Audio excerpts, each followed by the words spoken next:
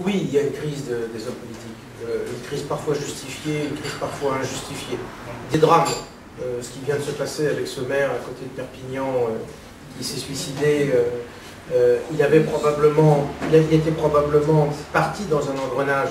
Qui était un engrenage de malversation. Ça fait quand même mal quand il y a comme ça un élu qui, au bout de 6 mois de préventive, se suicide, ce qui prouve que le système également judiciaire est vraiment en difficulté. Bon, la vraie question pour faire court ce soir, qui nous intéresse, c'est est-ce que Bayrou est autant critiqué que les autres? Est-ce qu'il ouvre une porte vers autre chose ou pas? Oui, il y a des gens qui n'aiment pas François Bayrou. Ceux qui n'aiment pas François Bayrou, c'est très clair, vous le voyez sur les marchés, c'est les UMP. Ceux qui détestent le plus François Bayrou, c'est les UMP. Et évidemment, les UMP, il y en a qui vous disent qu'ils aimaient bien François Bayrou. Ah oui, il l'aimait bien, puisqu'il était la force d'appui à tous les coups, quoi. Il était celui qui venait ramener des voix après. Et ils disent, mais quand même, je ne comprends pas qu'il soit devenu comme ça. Ben oui, évidemment. Il l'avait mis dans une case qui est moteur de secours. Ben nous, on n'a pas envie d'être moteur de secours. Et en plus, le moteur de secours, nous, on a envie non seulement d'être le moteur principal, mais en plus de savoir où va la voiture. Donc, ça crée des difficultés. En revanche, moi, je suis frappé de constater comment, alors, vous avez deux exemples, qui sont deux exemples extraordinaires. Vous avez cette fameuse émission de Ruquier, il y a 2 semaines, qui a marqué les esprits de façon considérable. Vous avez le bouquin, parce que l'émission de Ruquier a touché des gens qui ne sont pas des gens qui écoutent d'habitude les émissions politiques. Vous avez le bouquin de François, ceux qui l'ont lu également, bon.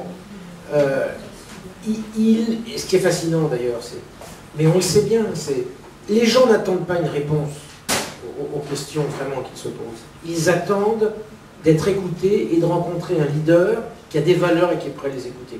Je vais vous raconter une petite anecdote.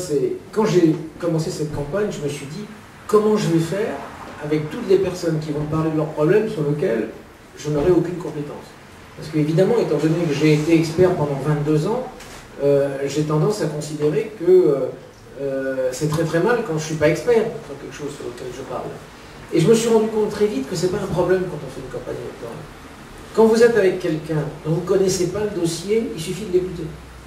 Et si vous l'écoutez avec toute l'humanité qui sied au fait d'écouter quelqu'un, mais vous l'avez, comment dire, vous avez compris qu'il vous écoutait. J'ai croisé il y a quelques jours un groupe d'étudiants manifestants dans la rue. Ils n'avaient pas de banderole, ils n'avaient pas de message, ils n'avaient pas de tract. Et ils bloquaient la route. Ils n'étaient pas très nombreux. Ils étaient une trentaine, une quarantaine. Je me suis arrêté, je leur ai dit, mais c'est bizarre quand même, pourquoi vous ne dites pas pourquoi vous manifestez, pourquoi vous bloquez?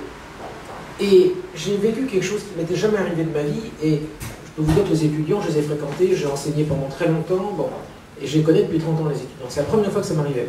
J'ai vu des étudiants et des étudiantes, parce que c'est vrai que c'était des filles, la gorge nouée, les larmes aux yeux, qui me disaient « Mais monsieur, marquez pourquoi on se bat. Ça n'a plus de sens, puisque de toute façon, personne ne s'intéresse à ce que l'on vit. Et que ça fait des mois que l'on essaye de se faire entendre et que personne ne nous écoute. Donc, et donc, du coup, ça ne vaut même pas le coup de faire une banderole. Ça ne vaut même pas le coup de faire une banderole. Ça ne vaut même pas le coup de faire un tract pour dire aux gens pourquoi on lutte. Donc, le fait de ne pas être écouté, le fait de ne pas être entendu, c'est ça, aujourd'hui, la pire des choses. Et l'homme politique qui arrive, effectivement, et qui n'écoute pas, moi, j'espère ne pas être celui-là.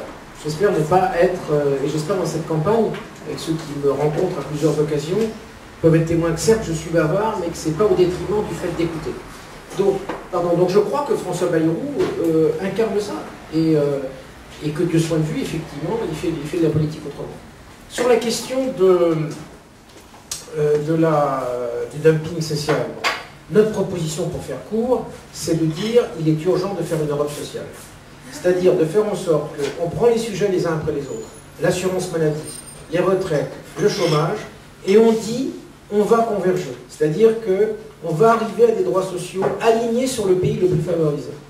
Et ça, c'est quelque chose qui doit, avec du temps, parce qu'effectivement, c'est pas en 2 minutes que ça va se faire, c'est en 5 ans, c'est peut-être en 10 ans, c'est quelque chose qui doit réduire les écarts, c'est quelque chose qui doit arriver à ce que nous ayons une réduction de ce dumping.